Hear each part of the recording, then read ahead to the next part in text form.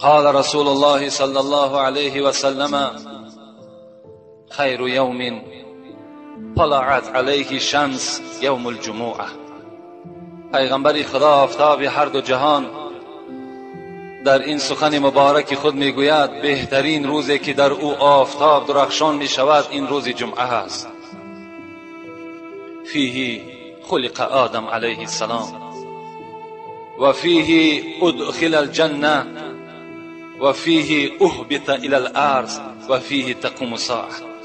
پیغمبر خدا گفتند بهترین روز که در او آفتاب روشن می شود درخشان می شود این روز جمعه هست و فضیلت این روز را هم بر ما و شما فهمانید. این روز همان روزی هست که پدر شما آدم خداوند پیدا کرد. در همین روز خداوند جان در وجود حضرت آدم داخل گردانید و در همین روز ادخل الجنه، در همین روز پدر شما حضرت آدم خداوند داخل جنت گردانید و فیه اهبط الى الارض. پیغمبر خدا میگوید در همین روز به سبب خطایی که پدر شما حضرت آدم کرد خداوند از جنت در زمین پرتافتش. و فیه تقوم الساعه، همان قیامتی که خدا بر شما میگوید این ساعت آتیه لا ریب فیها، قیامت آمدنی هست، در آمدن قیامت شک و شبهه نیست، در همین روز برپا می شود. و هو عند الله یوم المزید و کذلک تسمیه الملائکه فی السماء. رسول اکرم در دوام این حدیث چی گفتند؟ گفتند این روزی که ای بندگان شما نمازش میخوانید این روز در نزد خداوند روزی مزید نام دارد، روزی دادن مکافات است، روزی دادن جزا هست. حتی ملائکه های در آسمان این روز جمعه نه بلکه روزی یوم المزید میگفتند، روزی دادن جزای بنده مؤمن بوده است، روزی مکافات گرفتن ما و شما بوده است. و هو یوم النظر، در دوام حدیث پیغمبر خدا گفت این روز روزی نظر کردن است. و چی؟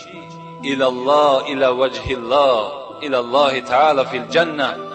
وقتی که جنتی ها داخل جنت می شدند هر روز جمعه دیدار پروردگار خدا نگاه می کردند. در همین روز جمعه خوش به حال آن بندگانی که امروز احترام میکنند، خواه زن باشد خواه مرد. امروز روز جمعه هست، در گردن زن و مرد فرض است ادا کردن نمازش. این عقیده های باطل و عقیده های بیکاره که برای زن نماز جمعه فرض نیست، اینا را باید ما پس سر بگذاریم. برای زن از مرد دیده فرض‌تر است و امروز از همه مهمتر برای زنها هست نماز جمعه. در هر جایی که باشه الحمدلله امروز شما شکرانه کنین که گرد و گوشه‌ای که در کلاب ما و شما تمام مسجدها در داخلشان زنها داخل شده ایستادند. زنها موعظه را گوش میکنند، زنها هم از موعظه ها چکار میکنند؟ استفاده میکنند که این هم آبادی جمعیت است و این هم راحتی ما و شما مردها هست. اذا سلمت الجموع سلمت الایام. پیغمبر خدا میگوید هر وقتایی که اگر از بنده مؤمن، اگر از امت من روز جمعهش به سلامت انجام یافت باقی روزشان سلامت میماند. اگر روز جمعه را ما و شما با نمازش ادا بکنیم، اگر در روز جمعه ما و شما خیر احسان بکنیم، اگر در روز جمعه ما و شما زبانها را در پند نصیحت استفاده کنیم، باقی روزهایی که در پیش تا هفته دیگر می آید اینهاش هم پیغمبر خدا گفت خداوند نیک انجام می دهد. ان الله فرض علیکم الجموع فی یوم هذا و فی مقام هذا.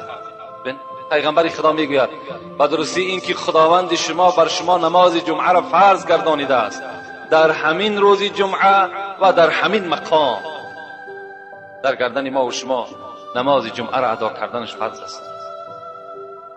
حتی رسول اکرم میگوید من مات یوم الجمعه، کسی اگر در روز جمعه از بنده مؤمن از دنیا میگذرد فله اجر الشهید و وقی فتنه القبر. رسول اکرم گفت کسی که در روز جمعه از دنیا میگذرد خداوند دو بهترین مکافات نصیب او میکند. اولا همچنان است که شهید از دنیا گذشته است، اجر شهید بر انسان عطا میکند. دوما از فتنه های قبر خداوند اون بنده جمعه ادا میکردگی را نجات میدهد. خوش به حال اون مرد، خوش به حال اون زنی که نماز جمعه میخواند، خداوند از این مکافاتا البته نائلش میکند. لکن وعید پیغمبر برای آدمایی که ادا نمیکنن جمعه را چی است؟ رسول اکرم میگه من ترک ثلاثا جموعه طبع الله على قلبه و فی روایت الاخر فقد نبذ الاسلام وراء ظهره. رسول اکرم میگه کسی که اگر 3 جمعه را قصداً ترک میکند، یعنی بے پروایانه در نماز جمعه اشتراک نکند، خواه مرد باشد خواه زن باشد، رسول الله چی گفتند خداوند در دل او مهر میزند. یعنی در دل انسان وقتی که مهر کی زده شد، همچنان است که دل بنده سیاه می شود. و این ابعد الناس من الله القلب القاسی. پیغمبر گفت دورترین مردم از خدا کی است؟ کسانی هستند که دلهاشون سیاه است. دل کی سیاه شد تو از خدا دور میشی. در روایت دویمی که روایت کردن چی گفته است؟ فقد نبذ الاسلام وراء الظهر. کسی 3 جمعه را اگر قصدن یا از روی تنبلی اگر ترک کند، همچنان است که اسلام در پس پشت خود گذاشته است. یعنی در اسلام هیچ اهمیتی نداده است. از این خاطر الحمدلله که امروز ما و شما در اطراف این نماز و این روزی که الحال اهمیتی او را، فرضیتی او را بر شما و فضیلت‌های او را بر شما خبر دادم اشتراکی داریم. انشاءالله ما و شما اجر بی نهایت زیاد و گرانی را خدا کرده باشد البته صاحب میشویم. موعظه‌ای که جمعه پیشین داشتیم که 2 جمعه پیوسته در باب ابو حنیفه بود، امام ما و شما، پیشوای ما و شما. فکر میکنیم که البته ما و شما از تاریخ حضرت آگاه شدیم، از عالم بودن حضرت آگاه شدیم. فقط همین گفتنی هستم که حضرت مکی ابن ابراهیم که این امام بخاری را استادش است، لکن بزرگی را ببین که شاگرد ابو حنیفه است. حضرت میگوید ابو حنیفه در زمان خودش همتا نداشت. به منزله ابو حنیفه دیگر انسان یافت نمیشد در اینا. اعلم الناس فی اهل ابی حنیفه. حضرت گفتند داناترین مردم در زمان خودش ابو حنیفه بود. شداد ابن حکیم هم این سخن گفتند مثل ابو حنیفه در زمانش هیچ همتایی نداشتند. عبدالله ابن مبارک چی میگوید؟ میگوید وقتی من کوفه آمدم، در کوفه، شهر کوفه در آمدم و پرسان کردم ما اعلم الناس فی بلادکم، ای مردم کوفه بر من خبر بتین که عالم ترین مردم همین کوفه کی است؟ کی است از همه در عالم پیشی که در همین کوفه زندگی میکند کی است؟ میگه از مردم کوفه چی شنیدم؟ فقالوا كلهم ابو حنیفه. مردم همون کوفه چی گفتند همش ابو حنیفه هست. هر جانبی که اگر از فضیلت‌های کسی میپرسین همش با کی است؟ حواله به ابو حنیفه هست.